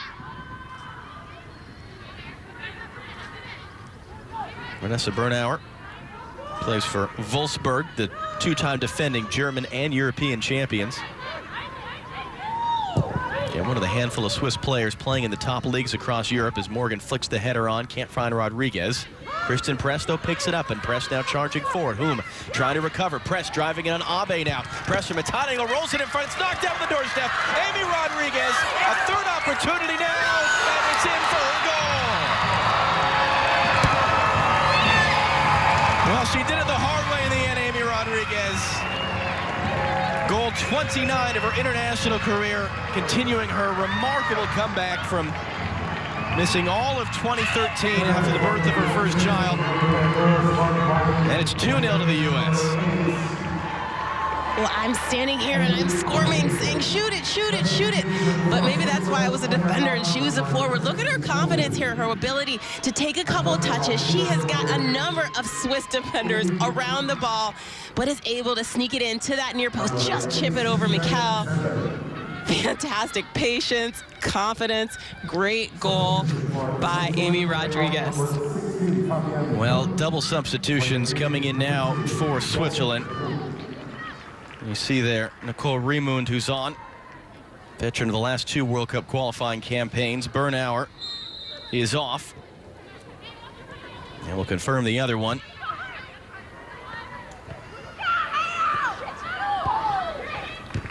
Cinzia Zender was on as well. Rodriguez trying to get away the return, not the right side for Heather O'Reilly, and Alex Morgan couldn't quite catch up to it. Now, Amy Rodriguez, who made her debut as a high school senior in the 2005 Algarve Cup, Started the 2008 Olympics, the 2011 World Cup. Again, 2013 missed the entire year. Returned, though, with FC Kansas City. Had a remarkable NWSL season. Forced her way back onto this U.S. team. And amongst all the attacking options the U.S. has, where does Amy Rodriguez fit into that going into the World Cup? But you see confirmation there is also who came off for Switzerland at the last change. Good work by Holiday there under pressure. Rolled ahead. Alex Morgan picks it up. Game really getting stretched now. And is this where the fitness concerns come into play for Switzerland, as the U.S. now playing with more confidence? Absolutely. Switzerland seems to be about 45, 60 minutes fit. They looked good, quite frankly, in the first half. I know Leslie talked about it at halftime, but it's really this portion of the match where things are starting to get stretched and where that fitness really becomes a factor. O'Hara, good recovery to get back to that loose ball. Poor clearance, and O'Reilly picks it up, drops it off for Holiday.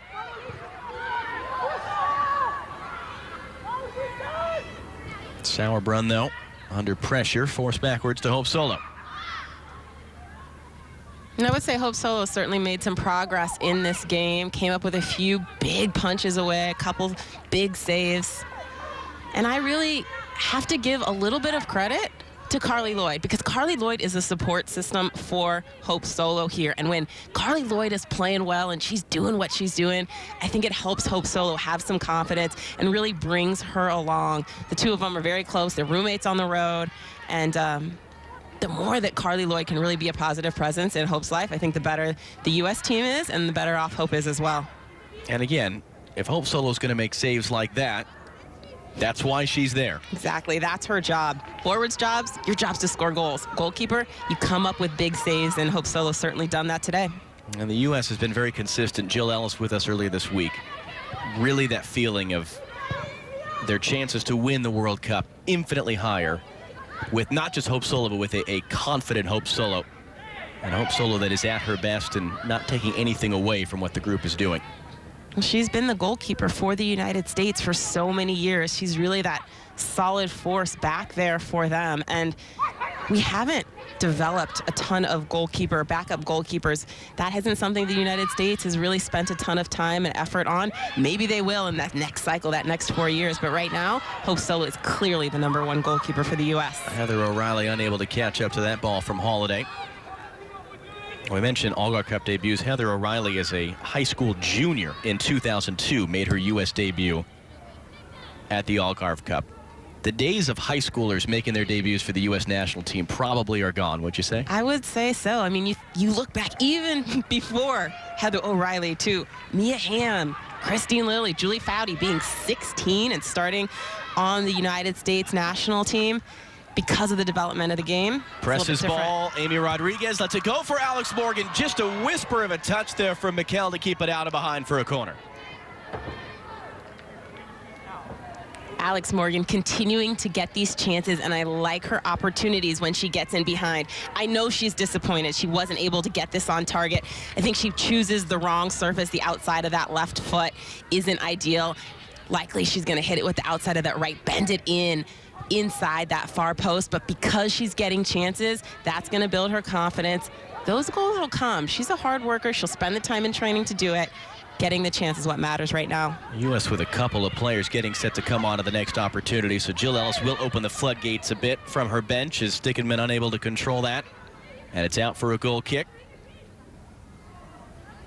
Laura Dickinman doing what she can today. Had that one great hit that forced the solo save around the hour mark.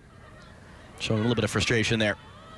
And looking to get in behind, Julie Johnston and Becky Sauerbrunn aren't the United States' fastest center backs. You've got Engen and you've got Christy Rampone, who are really known for their speed. So Dickinman trying to expose their center backs, but Julie Johnston does a good job of reading that well.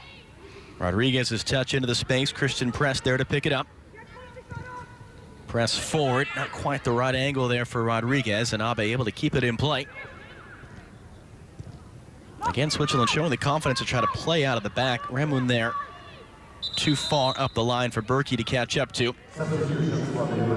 And here come the subs for the U.S. It will be Abby Womack who comes on. Alex Morgan making way for her. Number 20, Abby Womack. So Morgan, who said pretty quiet for a lot of this game, but was there when it mattered. Morgan, what a great goal. She's wide open, so it seems easy. But let me tell you, this is not an easy finish. She is in the air. Great body control. Simple finish to the far post. Mikhail doesn't have a chance from just 5 yards away. So confirmation there. And this is a significant return upcoming here for the U.S. Shannon Box getting set to make her first appearance for the U.S. for almost 2 years. April of 2013, first an injury, and then giving birth to her daughter about a year ago. Shannon Box, a player with 186 appearances for the U.S., 3 Olympic golds, 3 World Cups, is back now after almost 2 years away. She replaces Lauren Holiday. Tobin Heath will come on for Kristen Press. For Shannon Box, we're talking about these questions of a defensive midfield position, Morgan Bryan trying to learn it. Shannon Box is 37. She's been out of U.S. national team action at least for 2 years. Brought back into camp now. Jill Ellis was sort of non-committal with us on Monday. Does she factor in to this U.S. team going into the World Cup? I think that's what Jill Ellis is trying to do, or trying to decide, by putting her in this game. Physically, that's the question she has. Can she hang? Can she get fit? She knows how to play that role. She's a veteran player, but physically, can she handle it? Algarve is a test for Shannon Box. O'Hara back for O'Reilly. 10 minutes to go. O'Reilly's cross, looking for Abby Wambach, knocks it down on the doorstep. Tobin, he trying to back heel. Mikkel was there. He was offside anyway. But the U.S. now trying to pad this scoreline out a little bit and release some of the frustrations maybe they had from Wednesday's game. Well, goal differential certainly matters in the Algarve Cup. And Jill Ellis, she wants to get her core players with as many minutes as possible. Abby Wambach played about 55 minutes in that first match against Norway. She wants to continue to layer in that fitness. The United States is not as fit as they're going to be in June, and this is part of that development, even if it's only for 10 minutes. Box flying forward, forced the giveaway. Abby Wambach there to pick it up, and that is really special. Abby Wambach, that's why she's the best goal scorer in international soccer history. 3-0 to the U.S.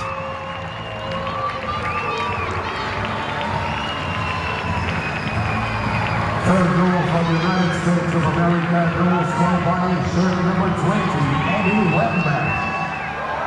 She's touched the ball 3-4 times maybe, and on this touch, she times her run perfectly, is able to get in behind. There is some space that the United States is continuing to exploit, and this is just world class. She takes a peek, sees that Mikkel is off of her line, and is able to slam it to the far post. What a wonderful goal. Really, truly wonderful goal. For a player that we always think of as scoring with her head, to have that kind of touch, left-footed, as the goalkeeper is out. It's goal 178 of her international career, her 22nd at the Algarve Cup, more than any other American. And now it is looking comfortable at 3-0. And I think this gives Jill Ellis some confidence that, yes, Abby Wambach can certainly be a starter and have a role there, but perhaps she's also somebody who can come onto the game off of the bench and make an impact right away. Box again flying through. Zender was able to get it away. Wide now for Remen, who crossed into the box. Johnston, or Sauber was challenging. Box's header can't get it clear. Johnston, there she is, to get it out to the midfield. Hard challenge there from Abe. Advantage being played for the U.S. as Wambach is down. Being helped back to her feet now. Not much of an advantage there. Substitution for Switzerland. And Switzerland will get their final challenges here. It will be Selina Kuster.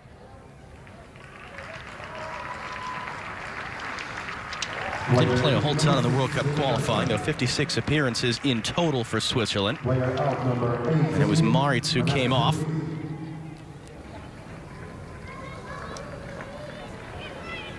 As Abby Wambach feels the effects of that challenge. And we'll look back at the goal. Again, just so much space that the United States is able to exploit. And a left-footed shot, getting her head up from the far post. Wonderful goal. This is the difference. And look at Shannon Box coming in. Is that a half assist for her? Yeah, exactly. I mean, way to make a difference. Veteran, 2 veteran players really coming in and making a quick difference.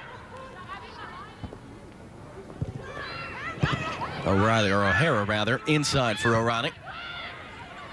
There's Box. Rolling it across. Klingenberg now. Clipping it forward. Rodriguez. It's going to run past her out for a goal kick. And continue to watch Shannon Box's movement. She's so comfortable in that defensive center mid position, and she's always making angles for herself so she can look to find players up top like Rodriguez, making sure her shoulders and her body's always facing the game.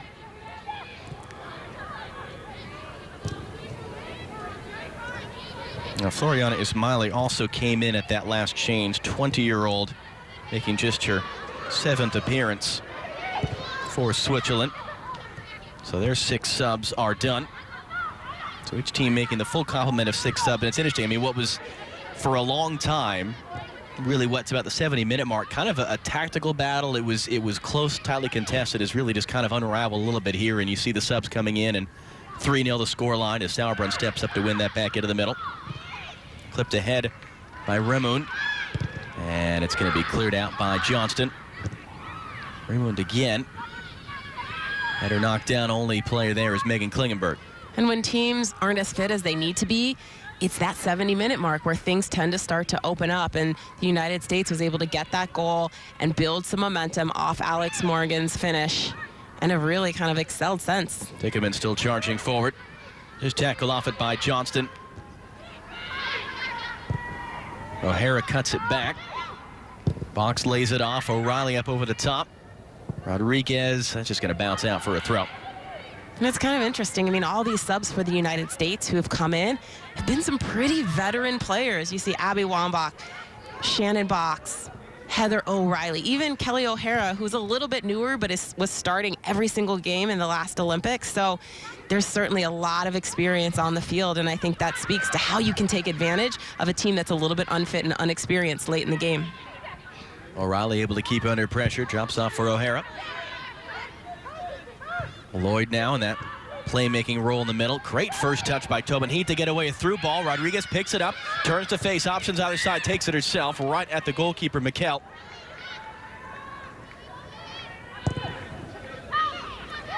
And again, the number 2 for Switzerland with their starter, Kyle Tallman, out with an ACL injury, question mark for the World Cup. And called into action on really one big save. A lot of the other ones credited to her were shots that were right to her. Hope Solo had the biggest save of all, though. And again, just 1-0, 60th minute. Laura Dickerman with a great volley, forcing a really fine save out of Hope Solo to keep it at 1-0. And just over 10 minutes later, the U.S. able to grab their second goal. As Wambach knocks it down, O'Reilly over the top, offside. Amy Rodriguez. Amy Rodriguez can do a little bit better with this one. She is able to see across that back line. She just gets excited right here. You see her looking. She sees it. She's got to pull that ball, or she's got to pull that run away just a little bit more. Give away in the middle. Wambach laid backwards here for Lloyd.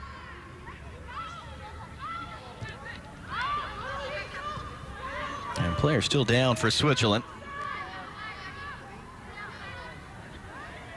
That's Laura Dickerman. Well, insult and injury. She has done a lot for Switzerland today, and probably just been a very frustrating afternoon for her. She's the key for them, and I think if we see Ramona Bachmann inserted into the lineup at any point, whether it's in this tournament or in the World Cup in June, I think she's going to help attract some attention so not all of that focus is on Dickerman. Heather O'Reilly coming forward. Yeah, Bachmann once again held out with an undisclosed injury for this game, was listed as a starter and was replaced right before kickoff. O'Reilly backwards, Heath's touch inside, well read and cleared away. And now Dickerman able to get away from Julie Johnston. Laura Dickerman coming forward. Sauerbrunn amongst the white shirt shadowing her, tackled away from behind by Shannon Box. Look at that swarming defense by the United States. Very good transition to defense. 5 players back to guard Dickerman. And now the U.S. will slow the pace back down. This is more of what you were expecting to see this last half an hour from the U.S. across the whole of the 2 games so far? I was hoping to see goals, and it seems like we're finally getting them. You know, they're able to finally kind of put that possession to work. Possession is great, but if you can't get a goal off of it, it doesn't do a whole lot. Wambach's header for Rodriguez, who once again is offside. But it seems like that final third is starting to come a little bit. They've taken advantage of getting in behind Switzerland. Abby's goal was a ball in behind. Alex Morgan got in behind. Abby Wambach being so active. And I think that that's a smart decision by Amy Rodriguez. Whenever Abby Wambach goes up for the ball, get in behind, because she's likely going to win it, and hopefully it'll get knocked down right where you are. Vaulty trying to weave her way through. It's out for a Switzerland throw. And again, the level of the test on Monday will drop a bit. Iceland, unlike Switzerland and Norway, not headed to the World Cup. Then next Wednesday, it looks like it'll be France, but anything can happen between now and then in the placement game, presumably the final at the Algarve Cup. Rinos now able to get that cross away. Solo scrambling all the way through the face of goal. Ismaili had a chance on the back post. Klingenberg was there as well. Great Quality ball. service by Rinos here. I didn't think she was going to get it away because O'Reilly had pretty good pressure on her. I think everybody was caught unexpected. Hope Solo a little bit caught off her line. Can't quite touch it there. Fortunate for the United States that Switzerland can't get onto the end of that. Unfortunate for Switzerland. And a player making just her second appearance for the national team. Rahel Rinos made her debut against Iceland on Wednesday. Plays in the German second division. That one's given away by Rinost. If I'm Coach Jill Ellis, I'm pretty pleased with this performance. I thought the first half, the United States did a good job. They possessed the ball, couldn't find the back of the net, but really started to open those floodgates after Alex Morgan got that goal. Seen some new players get some more minutes from players who haven't quite gotten the time on the field. And I'll be curious to see what that starting lineup is going to be versus Iceland. Dickerman plays it central. Picked up by Moser, immediately tackled back though. Klingenberg was there defensively. Into stoppage time now. Rolled in towards Ismaili there. Box is shadowing her. Gets a piece of that cross, and Klingenberg gets it away. Abe took that boot to the face late in the first half from Carly Lloyd. And there's a question of whether or not she'd come out for the second half. The Switzerland captain has played the whole distance. Kuster, defended by O'Reilly. Up ahead for Rinos, the return for Kuster. Julie Johnson there, playing safe, and got caught there by Selena Kuster.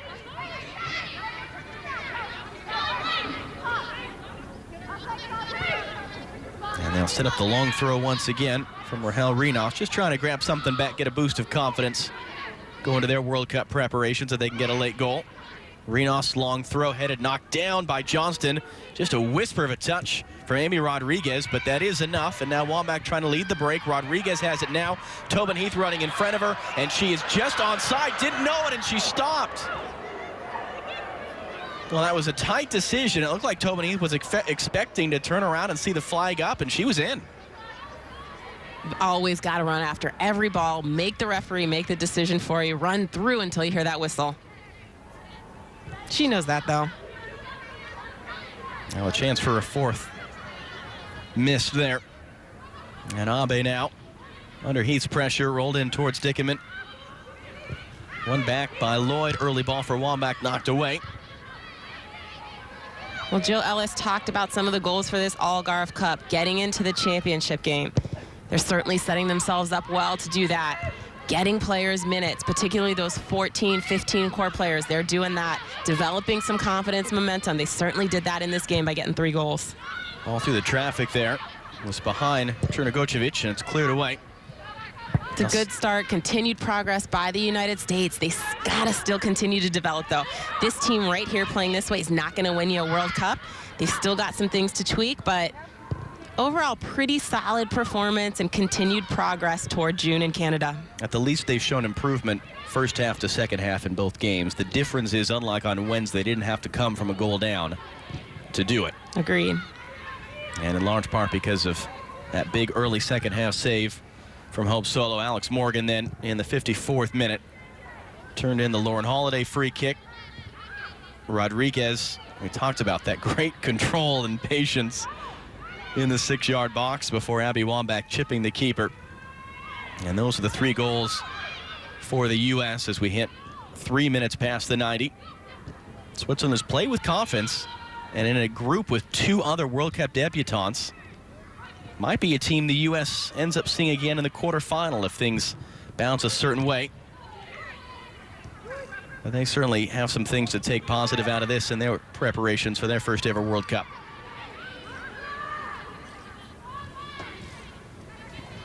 never did see an indication of how much stoppage time we have here, so.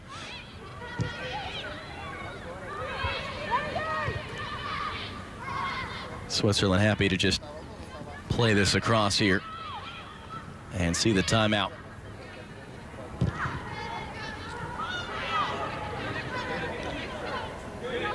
You saw Valti there with her hands up calling for the switch. She has it now.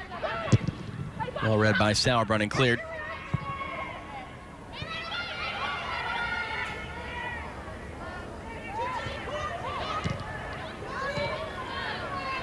Valti again, past 4 minutes now. Good work by Box, tracking back, combining with O'Hara to win that ball. Wambach then is caught awkwardly. That was Chernigocevic there.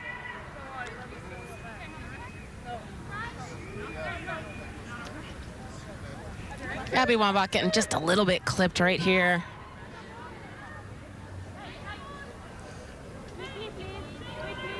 A frustrating day for Switzerland's attacking players. Outshot 19-4. 8-2 on target. The U.S. with 56% of the possession. And again, really kind of running away with things in the final 20 minutes in particular. Abby Wambach always a target. She wants that ball anytime a ball's served in towards that 18-yard box. Look at her right now, hovering on that line. 5 minutes of stoppage time played, and still we continue. Free soccer. You know what? That's a good point. And if you're looking to squeeze every minute out of World Cup preparations, you can. Exactly. You're not going to complain. Certainly the result no longer in doubt. Sauerbrunn, a bit too much on that one. And Mikel made a handful of saves. The number 2 goalkeeper for Switzerland, trying to get her appearances and her experience up before the World Cup. On the assumption if Kyle Tallman cannot return from the ACL surgery, Johnson and Sauerbrunn once again combining to win the ball back for the U.S. And I think Julie Johnson had another solid performance. Good for her to get some experience, get some minutes, 2 starts in 2 games. Another layer to that center back line for Jill Ellis. 6 minutes played, and not one more. So that is indeed it for the U.S. A scoreless first half. Alex Morgan opened it up. Amy Rodriguez added a goal. Abby Wambach with the third. And the U.S. 2 wins out of 2 with the Algarve Cup. The inside track towards the final. As this one finishes, United States 3, Switzerland 0. Let's go back now to Rob Stone. John, Danielle, thank you. The States post their first shutout of this edition of the Algarve Cup. They're now 2-0 all-time versus Switzerland. There's Hope Solo with her first shutout here at the Algarve Cup. Both those victories versus Switzerland, 3-goal wins. They've now outscored the Swiss 7-1. Third straight win for the U.S. since dropping their 2015 opener at France. The way things are working out right now, they very well may see the French at the Algarve Cup final on Wednesday. Full match highlights of this one when our coverage here on Fox Sports 1 returns.